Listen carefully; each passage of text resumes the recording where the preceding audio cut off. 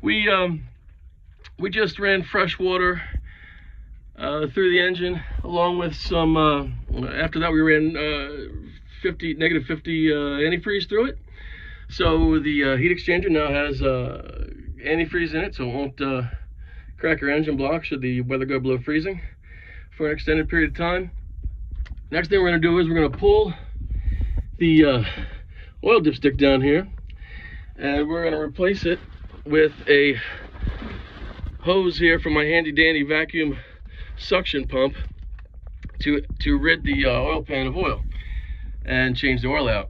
I'm gonna just make a quick side note, is make sure you have plenty of plastic bags for this type of a unit, and some extra plastic bags to keep the hoses in, because the fucking oil will get everywhere on you and you'll be unhappy. Your cushions or whatever the hell else you left in the boat are going to be everywhere.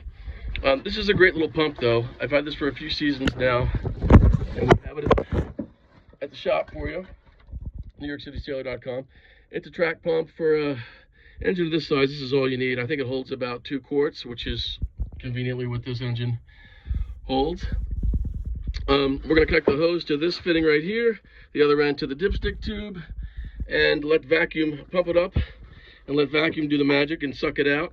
While we're doing that, we're going to take a little cup, stick it underneath this oil filter, and jam a screwdriver up into it to let the oil drain out of this thing into the cup. If you just try and take this off, you're going to get oil all over everything.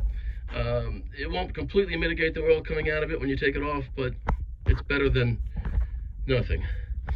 So we're going to do that and replace the oil filter, and once the new oil's in, and after that's done, we put the new oil in the top, and the engine's ready for winter.